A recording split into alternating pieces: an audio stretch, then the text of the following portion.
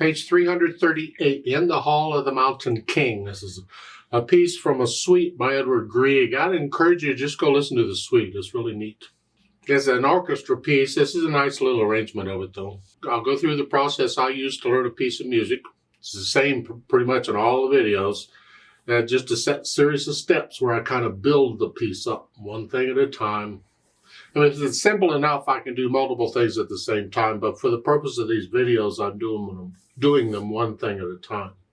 The first thing I do is I look it over, just a general high-level look. How long is it? It's about 2 pages long, approximately. I don't need to know exactly how long it is, and I really don't care about repeats and all that stuff. I just want to know basically how much music I'm getting into here.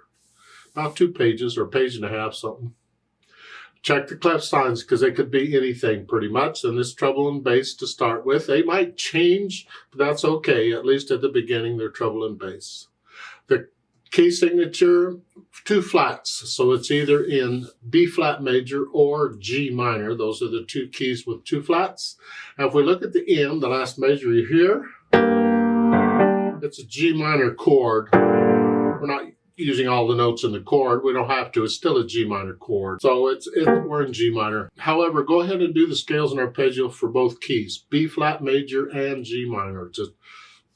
Just so you know them. You'll become accustomed to which black keys are involved. And 4/4 time signature.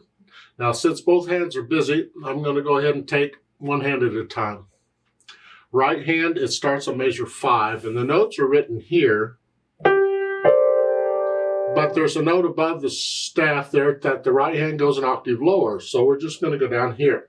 And play it down here. 1 and 2 and 1 and 2. And when I first do this, I connect all the notes. I want a fingering that works connected, so that's what I do. Then measure 6, just bring the finger up. And then again, I don't like that using 4 on both. So I'm going to change it just a little bit.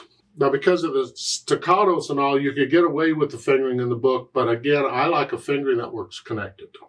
So on measure 6 here, on that second C sharp, I'm going to use little finger here. This way, my 4th finger is ready for C natural. Here.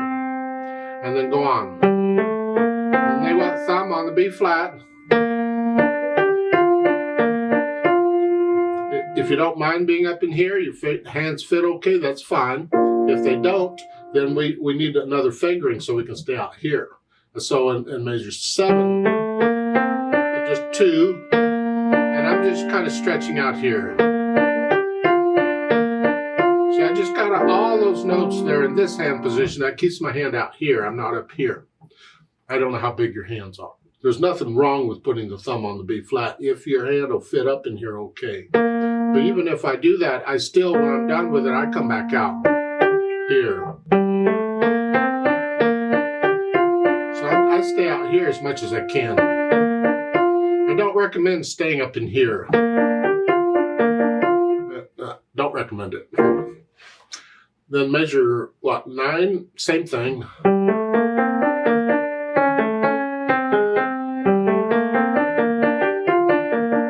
Same thing again. Then I'll measure 13. We're up here. It's the same pattern, the same melody, but it's different notes. Now we're here because we've been here. G is the bottom. Now D is the bottom. And then 5. This way, 5th finger is ready. See, I don't know why they want you to do that. I don't know why they don't want you to use 5th finger on both here. They used 5th finger on both there. However, again, I prefer this is 5, 2, 4. That way the little finger is reserved for the B flat.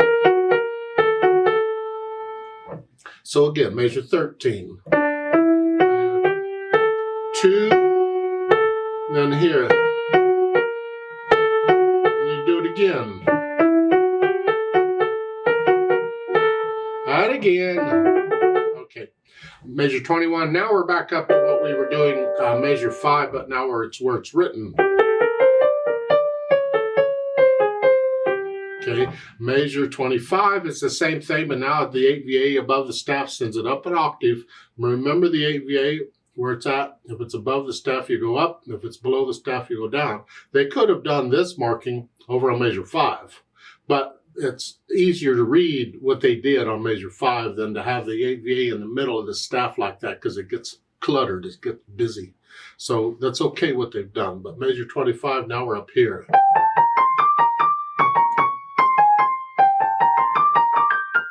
And then measure 29, AVA goes away. And here you can go ahead and use here. Because on measure 28, you're here.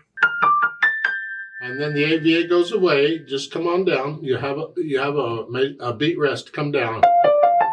And then come down again. Now, the fingering in the book for the last 2 measures is fine. I don't care for it, but it's fine.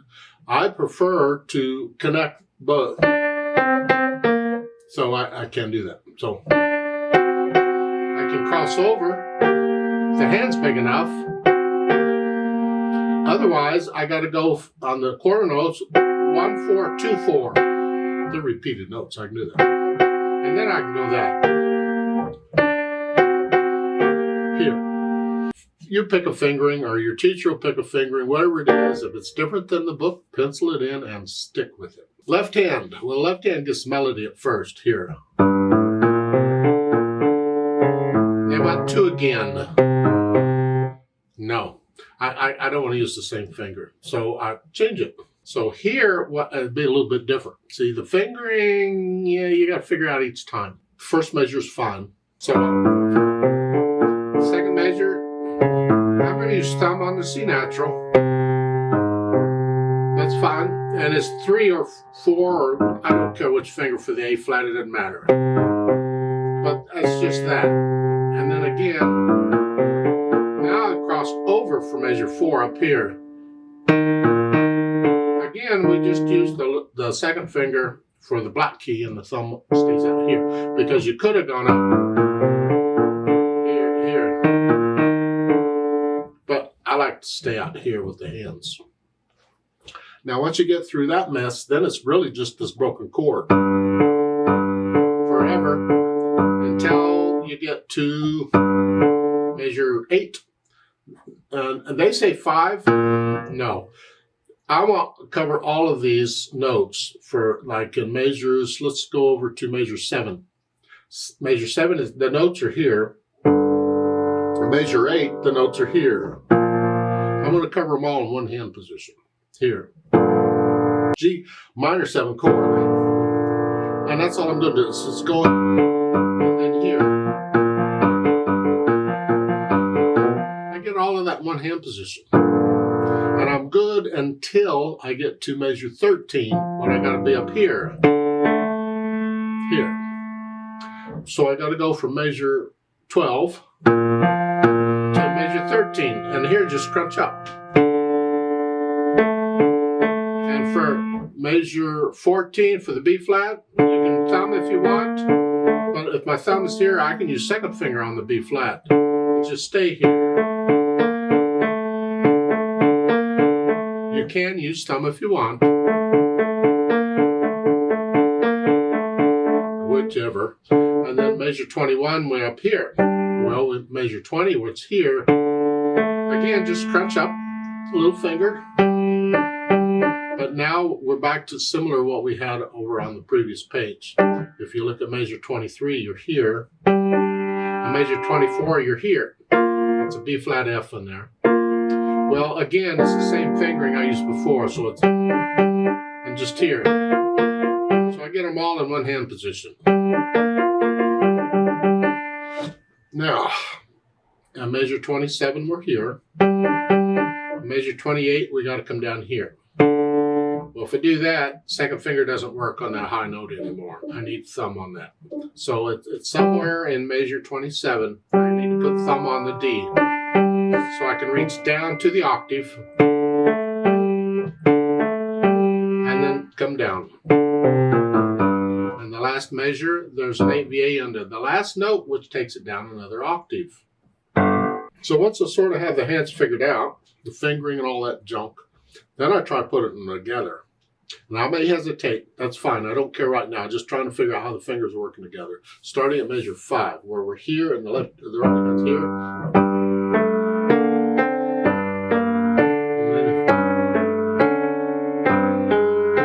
So I go through and I put the whole thing together. And when the hands are moving around, we got to check that. Like on measure, 12, we're here. During the rest, you come up, and then you're scrunching up for the left hand.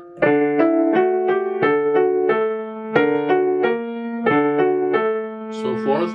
And then on measure 21, now we're up here. The right hand comes up, and the left hand just scrunches up. Okay, and then measure 25, the right hand comes up here, and the left hand stays there. The last line, measure 28, you're here, rest, the left hand doesn't move, the right hand does.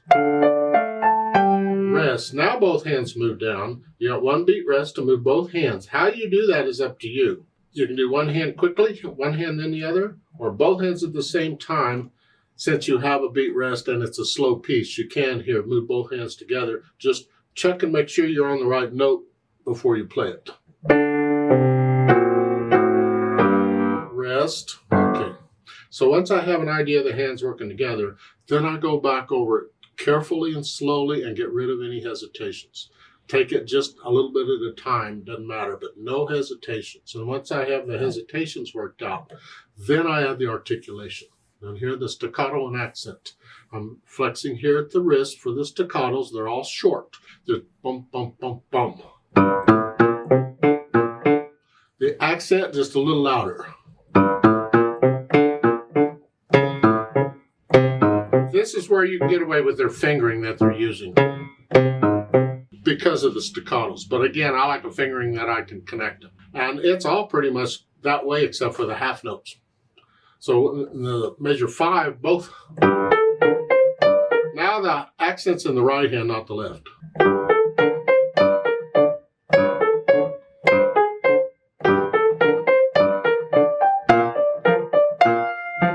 That's it. No staccato. Yeah, and that's the articulation throughout. So once I have an idea of the articulation, then I add the dynamics. Very soft at the beginning. That makes the accent and note a sort of soft or a soft note. The accent just takes it up a little bit. Now, as far as the softing goes, it's better, if possible, if you can learn to do this without the soft pedal. So you get that control. And this is something you can practice with the scales and arpeggios. How soft can you play them? If I'm playing a piano and I'm in a situation, say maybe it's a small room and the piano is a longer piano, and for some reason it's a bright piano and I can't get it really soft, then I will use the soft pedal to help me get it very soft. That's because of the piano. But I am trying first to do it without the soft pedal. I don't use the soft pedal as a crutch all the time. Well, it's very soft, so I'll use the soft pedal. I don't recommend it.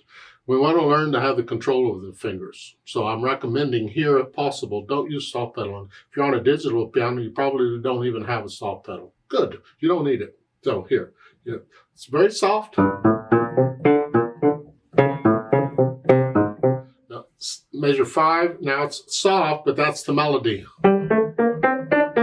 This is very soft. Measure 9, go up a little bit to sort of soft. Measure 13, you go up a little more to sort of loud. That makes the accent a loud note. And then measure 17, down to soft. And 21, moderately soft. And you get a crescendo. Oh, goody. You don't want to be loud until measure 25. So you're going from moderately loud up to loud, and you got 4 measures to do it in. So I'm going to recommend here that we span this out, we plan it. If you do it 1 measure at a time, you're just going up just a speck. But I think it might be better if we just go up every 2 measures. So in measure 21, I'm still moderately loud. Now go up a little bit for measure 23. become loud. And this is a trick because you're up here and it's harder to get loud when you're up there. So you got to use more weight. Here, keep the left hand out of the way. And you're staying loud until measure 29. Come down a bit. Now, those accented quarter notes are not staccato now. That measures 28 and 29. And then here, go down to soft. Start measure 30 loud, and then go down to soft.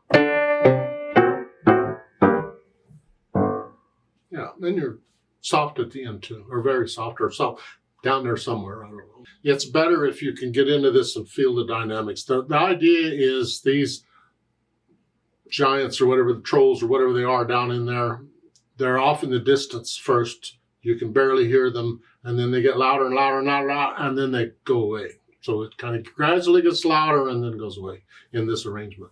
Then the speed. Left, right, left. Yeah, somewhere in there.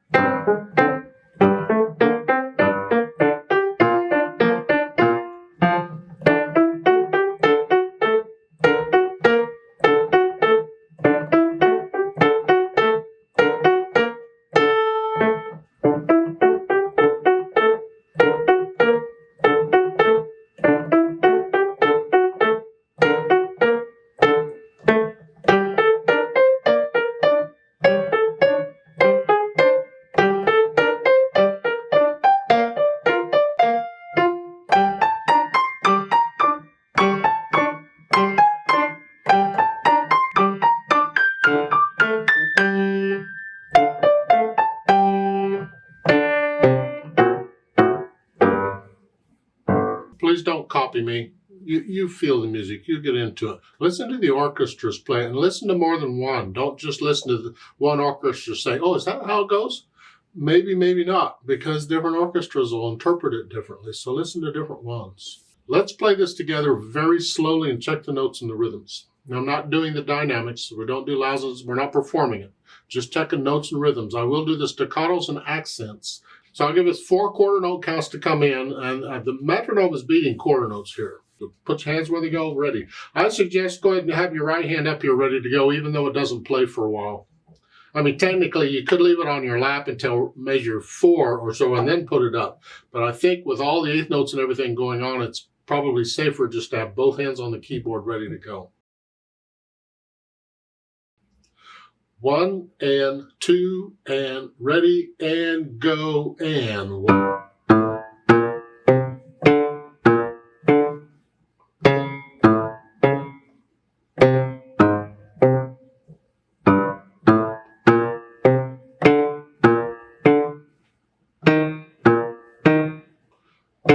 And 4 and.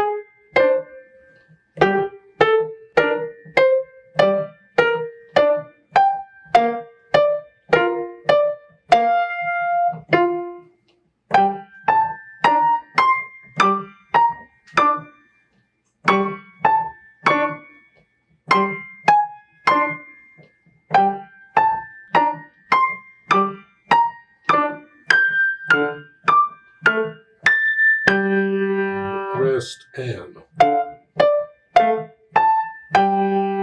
Rest, and.